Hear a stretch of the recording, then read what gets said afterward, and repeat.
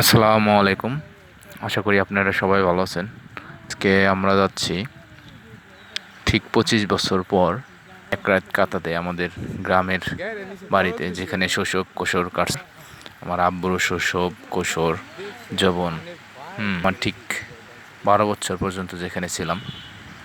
এরপরে আমাদের গ্রামটা পদ্মায় ভেঙে নিয়ে যায়। আমাদের গ্রামও ভাঙ্গা শেষ হয় এবং পদ্মার ভাঙ্গাও শেষ হয়, যার কারণে মূলে খুব কাছেই কোনো নদী নাই।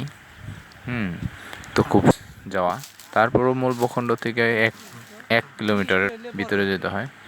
তো ইনশাল্লাহ এখানে আমরা পুরো একদিন এবং এক রাত কাটাবো, এখানে ঘুমাবো। আমার অনেক স্বপ্ন যে আমি জালসা গ্রামে এক রাত কাটাবো, একদিন থাকবো। আমরা যাচ্ছি ঢাকার খুব কাছে মানিকগঞ্জ জেলার হরিরামপুর উপজেলার হারুকান্দি ইউনিয়নের জালসা গ্রামে। এটা 2000 সালেই ভেঙে যায়। এর 5 বছরের ভিতরেই আবার জেগে যায়। এরপর থেকে মূল ভূখণ্ডের সাথে সংযুক্ত সামান্য একটা নালার মতো আছে।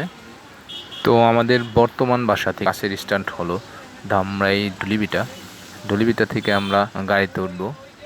এখান থেকে সবচেয়ে ভালো গাড়ি হলো সেলফি। আমরা গাড়িতে উঠলাম। ডুলিবি থেকে মানিকগঞ্জ 50 টাকা ভাড়া নিছে পার পিস। আমরা দুজন যাচ্ছি বাসে করে, এছাড়া আমার ছোট 2 বোন জামাই যাচ্ছে বাইকে করে। তারা মানিকগঞ্জ বলরায় আমাদের সাথে যুক্ত হবেন।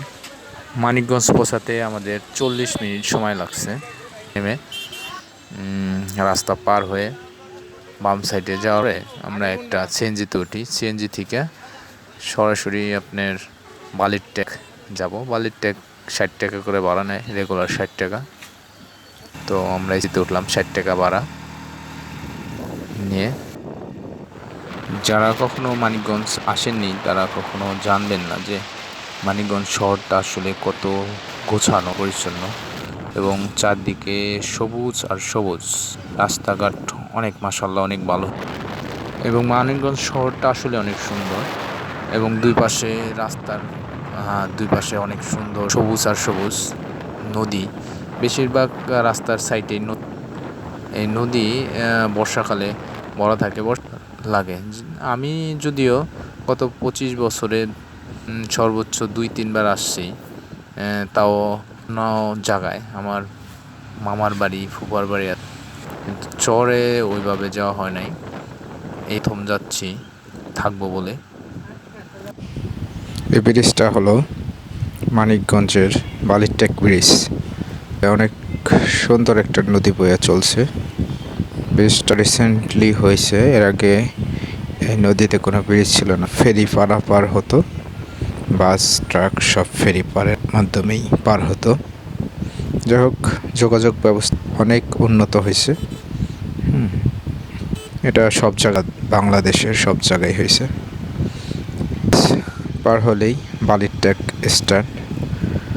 এখানে আমাদের নামতে হবে। আসলে খুব সুন্দর ব্রিজটা হয়েছে।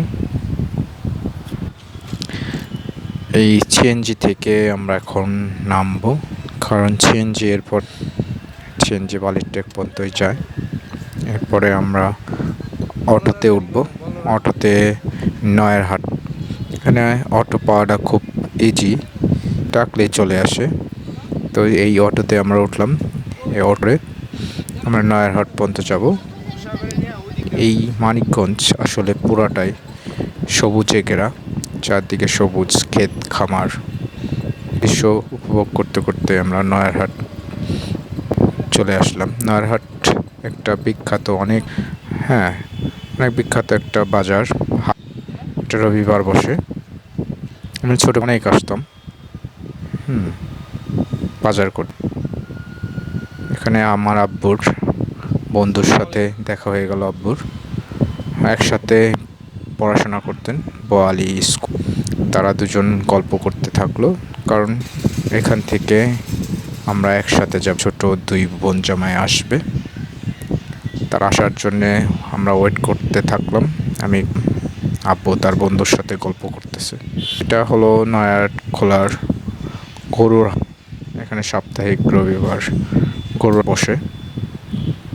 এখন ভুট্টা এখানে ছোটোবেলায় আসছি, আমার যখন 10-12 বছর নৌকা করে বর্ষাকালে আসতাম। নৌকাটা ঠিক এই জায়গায় বাজারের দিনে বা হাটের দিনে হ্যাঁ কিনে দিত, কিছু মজা কিনে দিত। তার জন্যেই এই হাটে আসতাম, অনেক মজা করতাম। যাই হোক, এখানে পাটও উঠতো আমার যতদূর মনে পড়ে। নৌকা এই যে দেখা যাচ্ছে এখানে কাঠের দোকান, কাঠ মিস্ত্রি আছে, সে যে সারি সারি রাখছে, এগুলো বিক্রির উদ্দেশ্যে রাখছে বা বানাইছে। হ্যাঁ, আমি এগুলো দেখতে দেখতেই আমার ছোট বোন জামাই রবিন ভাই এবং তুষার ভাই এসে পড়ছে। তুষার ভাই আর রবিন ভাই বাইকে করে যাবে, আমি আর আব্বু ছাতা নিয়ে হেঁটে যাব 1 ঘন্টার। আপনারা সবাই আমাদের সাথে থাকবেন, পরের পর্বটি দেখবেন। হ্যাঁ, আশা করব আপনাদের ভালো লাগবে।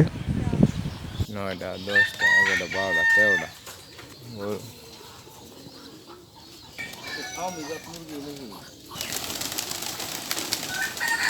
মুরগি আর মুরগি।